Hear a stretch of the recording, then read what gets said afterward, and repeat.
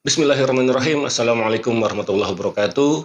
Jumpa lagi dengan saya Farid Wajdi, masih di channel YouTube Farid Wajdi. Yang di video kali ini saya mau sharing tentang bagaimana cara pandang kita untuk hidup di dunia. Tapi sebelumnya jangan lupa subscribe, like, and comment supaya saya lebih berkarya lagi buat teman-teman semua.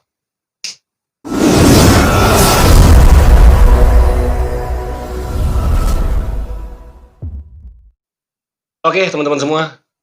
Sebelum saya mulai sharing ini, saya ingin cek fokus teman-teman nih. Kira-kira udah siap belum nerima konten materi di video ini? Nah, kalau oke, silahkan cari uang kertas kayak gini. Ini ada 20 ribuan. Ya. Kemudian dilipat seperti ini. Oke. Kemudian kita pegang kayak gini. Kita latihan keseimbangan ya, tapi syaratnya harus fokus dulu. Oke, diangkat, kemudian dicoba dilepas. Ya. Silahkan diikutin ya. Kalau misalkan sudah siap uang kertas, diikutin. Kita coba lepas. Nah, imbang.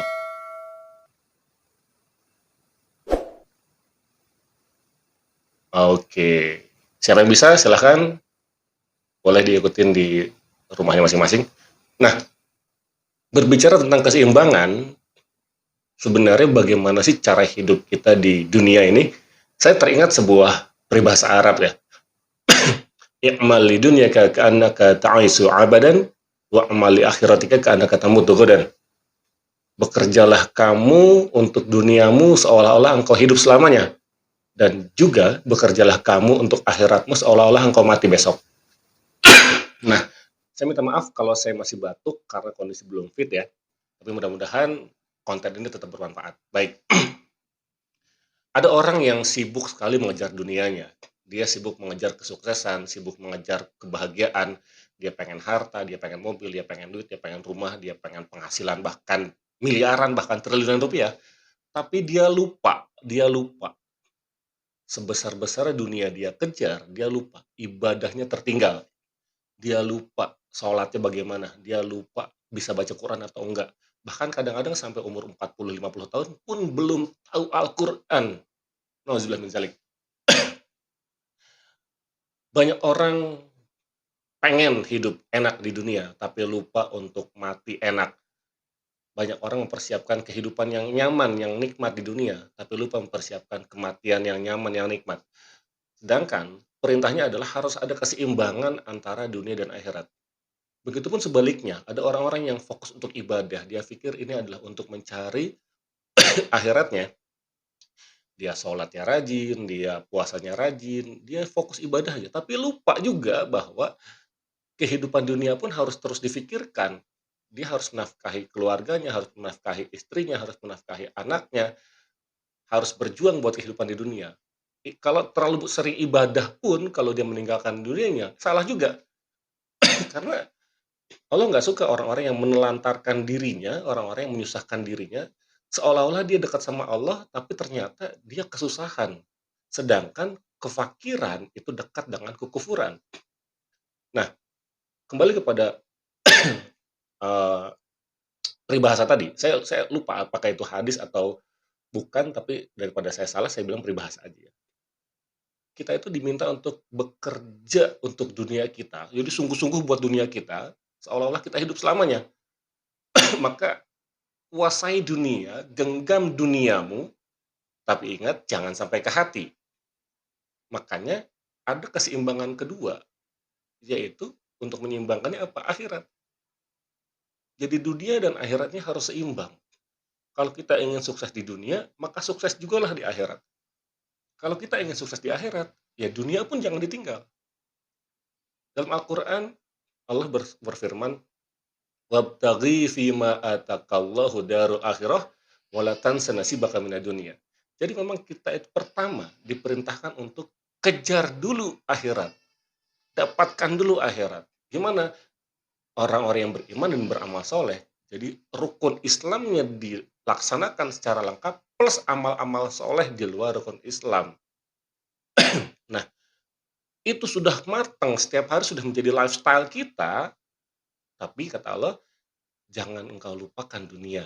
Wala tansa nasibaka minad dunya." Jangan engkau lupakan nasibmu di dunia. Jadi Allah senang orang yang dekat sama Allah senang orang yang dekat, yang suka ibadah, yang suka bersedekah, yang suka, eee, amal soleh, Allah senang banget, Allah cinta banget. Tapi Allah juga nggak suka buat orang-orang yang menelantarkan dirinya. Jadi kalau misalkan ada orang-orang yang rajin sholat, sholat terus, doa-doa terus, tapi nggak berusaha gitu di dunianya, ini salah juga. Jadi berdoa tanpa ikhtiar itu apa, songong gitu, songong. Apa songong maksudnya? Dia hanya minta sama Allah tapi dia nggak berusaha, dikira Allah pembantu gitu ya. Disuruh-suruh tapi dianya nggak ngapa-ngapain.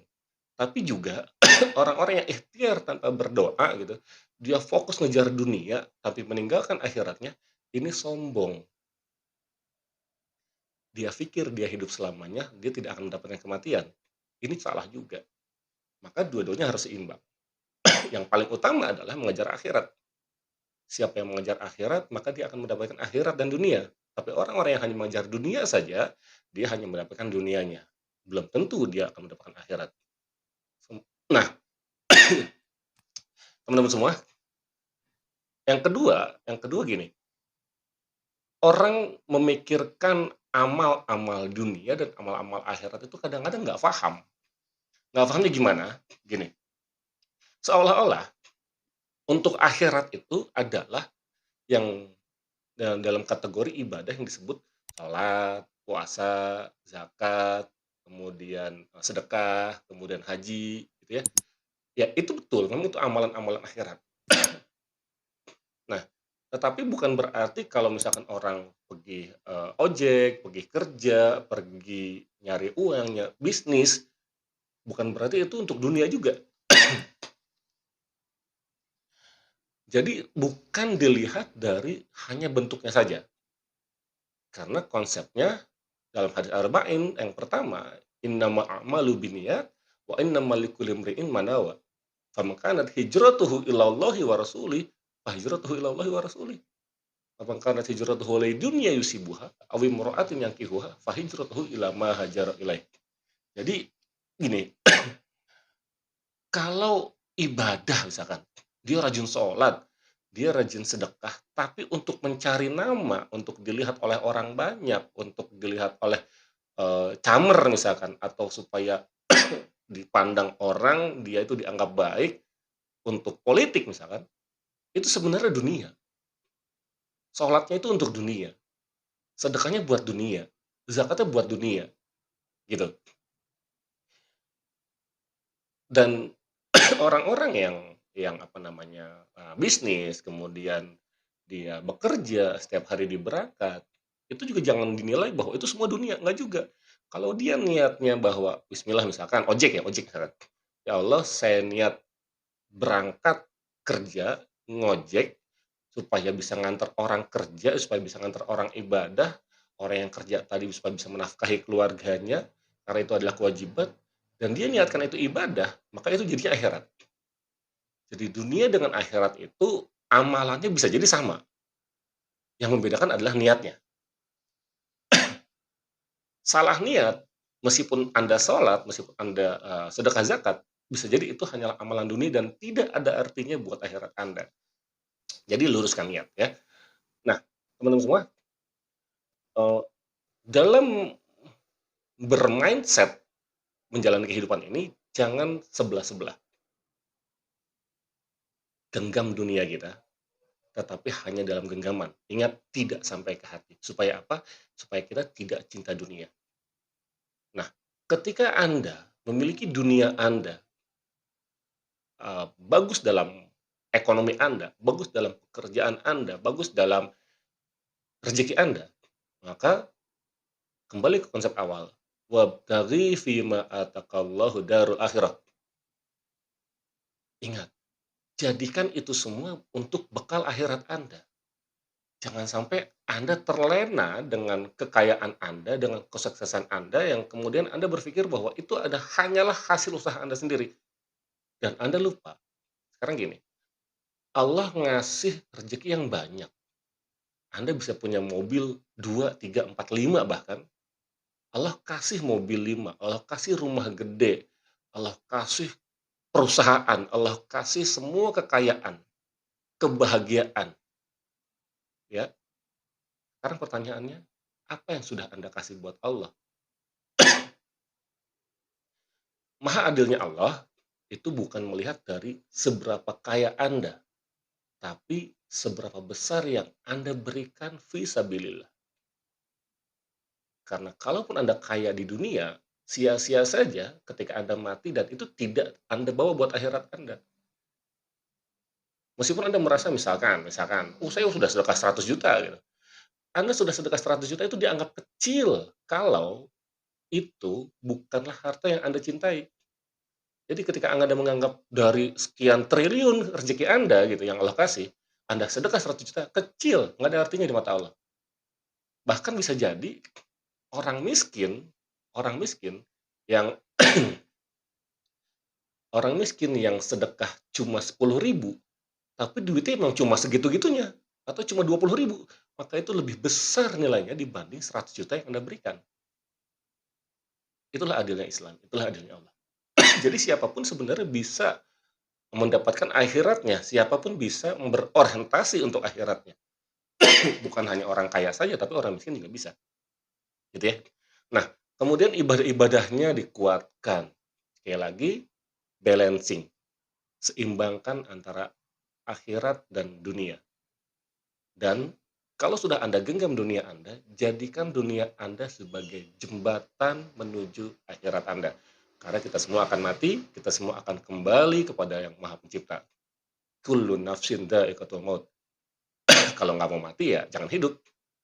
Kalau mau hidup ya pasti mati. Maka hidup sekali hiduplah yang berarti gitu. Oke, teman-teman semua, mudah-mudahan di podcast kali ini bisa membuat insight baru dalam kehidupan kita. Dan kalau ini bermanfaat, jangan lupa subscribe, like, and tekan tombol lonceng, juga share kepada teman-teman Anda supaya mindset hidupnya benar. Terima kasih dan assalamualaikum warahmatullahi wabarakatuh.